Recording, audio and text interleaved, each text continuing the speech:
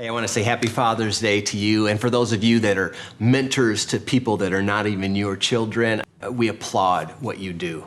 And I can totally relate to that video we just watched because my youngest daughter is about to turn 18 and I have 2 seniors this year. I mean, it's amazing how time flies. And my prayer for every one of my kids is that they will grow to discover, like that video says, how deeply loved they are by me and by their Heavenly Father, and that they'll fiercely love the world around them. You know, my wife and I recently made the decision to adopt a little girl. After you make cake enough times, you kind of figure out a process on how to hopefully do it better. And after 6 kids, we figured it's time for us to take what we've learned and how to love and care for our kids. And so my daughter and I drove down to New Orleans, to meet her and bring her home. And I know you're not supposed to judge a person by the outside, but to be honest, she was 2 months old and probably the hairiest 2-month-old I've ever seen. And believe me, I remember what it was like to have hair. So anyways, we get there and we hold her for the first time and we were just smitten. And so now our family of 8 has become a +1 with the addition of Dory Ann. She's a cute little brindle boxer and we love her. Haha, gotcha. So anyways, next week we get to gather together as a church family in the building, and it's gonna feel probably a little bit different. But as a staff, I'm telling you, we can't wait to see your faces, to raise our voices together, and to seek the heart of God. So for today's message, I wanna preach less of a sermon and more so try to invite you to step outside of the last few months, the last few weeks, and the last few days. Days that have been full of confusion, days full of anger and tension, news cycles that have been insane. And did you know that every 20 minutes, 1 million links are shared on Facebook? I mean, it's like we are relentlessly pummeled by media and outside stimuli. And I think our heads can get so congested and our emotions can get hijacked and our hearts, I think they can get a little bit rigid because it just seems like there's just too much of everything. I mean, can anybody smell what I'm stepping in there? And yes, that is a puppy pun. You're welcome. So today, I just want to invite you to consider sort of taking the Etch-a-Sketch of your world and shaking it up. Or if you're a millennial, that means a hard reset on your device. And I want you to ponder considering how your heart is beating these days around what Jesus labeled as really, really important for us. In Matthew 22:37, Jesus is answering a question like, what's the greatest command? And he says this, that you're to love the Lord your God with all your heart, soul, and mind. This is the first and greatest commandment. And the second is like it, love your neighbor as yourself. So in Jesus' reply, the first order of business for those that call themselves followers of Jesus is to love God with everything we are. Our heart, our soul, and our mind. Right. What does that even mean, right? It's more than a feeling. It is more than just emotionalism. Heart, soul, and mind encompasses a lot of things. It's our desires. Are they being conformed to pleasing God? Our affections, are they growing and loving Him and the things that He loves? And our feelings, are they subjected to the truth of the scriptures? And our character, is it being formed as we pursue holiness and purity? And lastly, our mind, is it continually being renewed to the truth of His word? So my question today is, how's that going for you? I don't know how that lands. I don't know how that lands with you, but there's a part of me that just, honestly, I get tired just reading that list. Like the amount of energy it takes to form habits and practice disciplines like chair time, or to process my emotional world in light of scripture, can seem like an impossible task that I'm incapable of doing consistently. And for us to try to just gut it out and muster up enough gumption to faithfully love Jesus with all that we are, sometimes it feels like it falls flat because it relies solely on me. You know what I mean? Like if I'm honest, I wear a lot of hats. I play a lot of roles and I'm pulled in a lot of directions, just like you. And it's easy for me to find myself shrinking in my capacity to live in joy of loving God with all that I am, because I start to think that it's this one-sided equation, that I'm called to love him with everything, and that can start to feel like a task at best or a burden on darker days.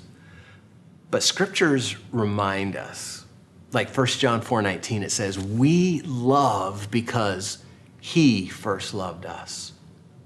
The good news of the gospel is that while our love for God should grow and become more encompassing of all of our lives and our thoughts and our behaviors, our love for God, it evaporates if it's not tethered to experiencing his love for us. And I'm not talking about trying to live, like I said, in some hyper-emotionalism, but for me, the reality is we don't have to try to just conjure up our love for God out of thin air.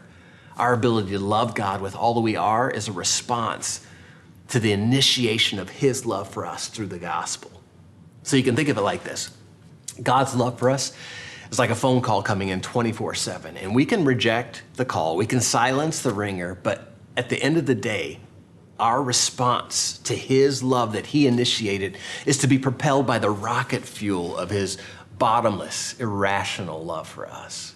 And my greatest failures to faithfully love God and to be consumed with learning to love him more and to have my attitude shaped by him, those moments of failure happen when I drift from first being loved by him.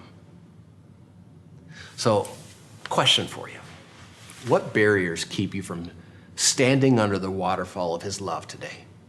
And if we were to take this conversation down a few floors to your heart, what are the hurdles that keep you from experiencing his love? Like for me, it's most often me. I look in the mirror, I see how selfish I can be. I can look at my past mistakes, my current mistakes that keep me from receiving God's love because I think, frankly, God would be an idiot to love someone like me, which can become like this weird form of pride where I think I know better than God. And I get full of myself.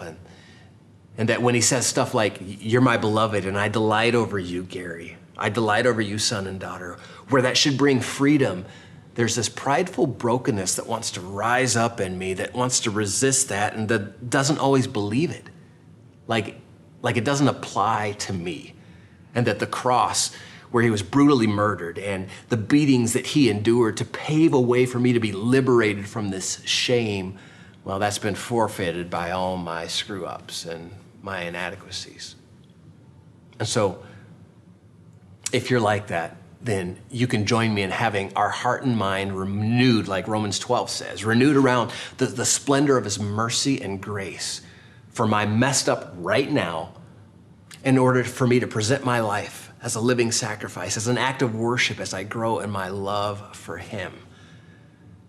And for those of you that are watching this today and you're like, old school, man, I'm nailing that. I couldn't possibly grow in my love for the Lord anymore. I mean, my thought life, it's on lock. I wake up singing hymns, yo. My affections, my priorities and devotion, it's a layup. Matthew 6:33, I seek first his kingdom every day is what I do every day. If that's you, you could probably just turn this off, but the reality is you're probably fooling yourself. There's likely a gap between you actually hearing perfectly and being a doer of everything you know the Lord has called you to do, if you're to be honest with yourself. So Jesus lays before us that first commandment. And then he says the second commandment he would like us to consider is, can you love your neighbor as yourself? Anybody else read that and think that might be a typo? Like, I get the whole love God with all your heart, soul, and mind. And Matthew, who's writing this book, is like, I got it. Jesus said, heart, soul, and mind. And then Jesus says, love your neighbor as yourself. And he's like, wait, did Jesus just say as yourself or instead of yourself? Because that would make more sense. So Matthew's like, Peter, did you catch what he said? And Peter's like, I don't know, bro, I missed it. And Matthew's like, snap. Whiteout hasn't been invented yet, so I'm just gonna have to go with love your neighbor as yourself. That's probably not how the book was written, but maybe you're like, what's the big deal here, Gary? Well, Jesus has used a lot of language, a lot of hard sayings when it comes to us maturing in our faith. He says that anyone that wants to follow me must deny himself and take up his cross, right? Like we're told to lay down our lives, to die to ourselves. And then Jesus drops this little ditty as the second greatest thing you can preoccupy your life with. Loving others as you love yourself. As you love yourself. So it begs another question. How are you doing when it comes to loving yourself? See, sometimes I wonder if the cruelty and the lack of compassion and empathy I see in my news feeds or I see and hear in conversations and exchanges these days, if it's really a reflection of our insides, it's a reflection of the cruelty and the lack of compassion and empathy we feel towards ourselves. And it's just being manifest because we don't know how to really love ourselves. And if Jesus says we're called to love them the way we love ourselves, and we don't love them well, then maybe it means we really don't love ourselves well. And if that is something that you find yourself having a hard time answering, then you're not alone. Because it can be really hard to see ourselves the way God sees us and love ourselves. I was having a conversation a couple weeks ago with one of my kids, and we're sitting in the car and they're just talking about how they feel about themselves, that they feel like they just don't measure up, and they get mad at themselves because they can't figure out, how they're supposed to process life and how they're supposed to process their emotions. And they're struggling trying to figure out what it means to grow up. And how do you process this stuff? And how do you make decisions? And how do you move forward? And what do you do when you don't feel like you don't know how to do any of it? Like, you don't measure up to the highlight reel that's everybody else's post and even the idealized version of who you aspire to be. And I looked at him and I said, look, if anyone talked to you the way you're talking to you, I would slap them. I said, you need to be kind to yourself. You don't have to handle everything perfectly. You're not perfect, and you're not responsible for all these burdens that you're trying to carry that were never yours to carry alone, that Jesus would like to meet you in carrying those things. You know what they reflected back to me? They said, well, I see how you are with yourself when you don't make the grade and something isn't perfect. And I was like, ouch. But I defended myself. I was like, yeah, but that's just what I do to myself. I don't put that on you. I don't put that on the people around me. But the reality is my kids see me doing this to myself and not loving myself well. And I'm modeling this broken orientation and way of relating, which probably does make it hard for me to genuinely love those around me. So we need to learn to be kind to ourselves. You need to learn to be kind to yourself. But what's it look like? Is being kind to yourself like excusing your shortcomings and your sinfulness? Doesn't mean being so full of yourself that you think you just wear a cape and you never bleed. That's not what you see in Scripture. Romans 12:3 says we're not to think more highly of ourselves than we ought to think, but we're to look at ourselves with sober judgment. There's an interesting study that was done at Cornell University, and it found that men typically overestimate their abilities and performance, while women underestimate their abilities and their performance, when in fact their actual performances, they don't differ in quality or quantity. Did you catch that? When it comes to how we actually live, like how we perform on the job, how we compete in the game of life, how we function in our workspaces and in our relationship spaces, how we parent our kids, well, in general, this study found that men are like, bam, got it on lock, give me the book. And they're like, you can't read, it doesn't matter, I'll figure it out. And women tend to think that they can't even compete, so they don't. Like if you're full of pride and you have this distorted view of you and you can't love yourself well and all your quirkiness and weirdness and failings, because if you can't love yourself and see those things, then you'll just steer clear of the abyss of your own brokenness. But that flip side is true. If you hate yourself and you're so fixated on your shortcomings and your failings, then you can't be gracious with loving yourself. And all of this, according to Jesus, extends to how you love those around you and the language you use. So your patience and your empathy and your willingness to love one another, to serve one another, to prefer someone has to be rooted somehow in how you love yourself. And how you love yourself is rooted back in what we read in 1 John, that we love him because he first loved us. We are fully known and we are deeply loved in all our messiness. And if that makes its way deep into the core of our being, it can transform us from the inside out and enable us to love those around us genuinely. There's a song I want to share with you by a guy named Andrew Peterson. And he wrote this song specifically for his daughter because she was doing what you and I can often do. She would descend into this circle of self-hatred where she's so upset at herself for even being upset with herself. She has this list of things that she wished she could change about herself. In the same way, sometimes you and I have this list of things we wish we could change about us, and that list can keep us from being kind and seeing the image bearer that we have been created to be by our Maker. And so he wrote this song to sing into her heart, to remind her that she's precious, that she's loved right where she is, and that she needs to love herself well. Because as she does that, it's really allowing the Father to love her. So check this song out.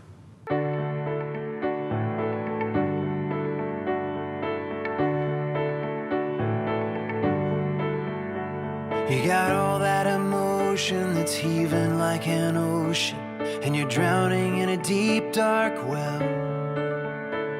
I can hear it in your voice that if you only had a choice, you would rather be anyone else. I love you just the way that you are. I love the way you made your precious heart. Be kind to yourself. Be kind to yourself.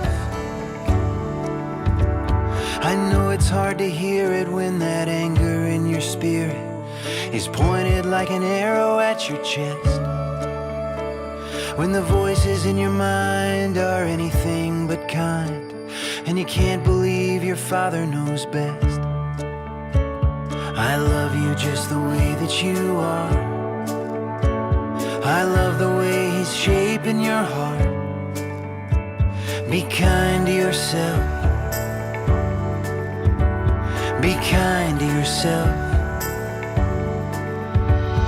Well, how does it end when the war that you're in is just you against you against you? You gotta learn to love, learn to love, learn to love your enemies too.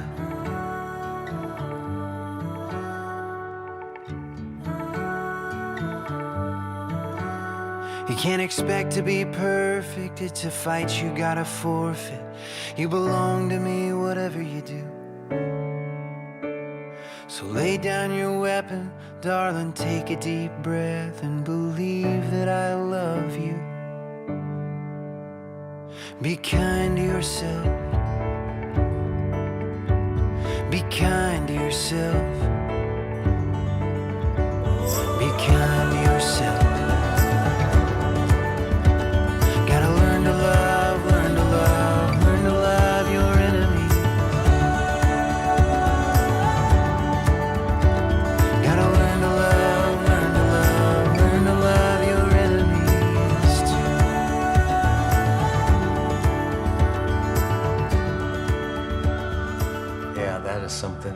That is something that I know I need to put on repeat for my own heart, for my own journey. And maybe it's just what you need to hear today. Maybe you've said some things recently in days, or you've responded to some things in ways that you know were not kind because you haven't been kind to yourself, because you get frustrated with yourself. There's a scripture in Hebrews 12 that says that we are to throw off everything that hinders us and the sin that trips us up, and we're to run with perseverance the race marked out for us. How do we do that? By fixing our eyes upon Jesus, the author and the perfecter of our faith, or the finisher of our faith. Listen, I'm great at starting projects, but sometimes I'm really lousy at finishing them. I've started a lot of great songs that I've never finished, but that's not how the Father works. He sees projects through. He'll see you through. And in the space between where your journey with him begins until your final breath, he is at work in the middle of the chaos. And he refines and he wants to work in you. But what do? Well, we just fix our eyes on him. And when we catch his gaze, when we experience his love, it helps us love him back. And when we see ourselves the way he sees us, then we can love ourselves and be kind to ourselves. And when we're kind to ourselves, then we can be kind to the world around us.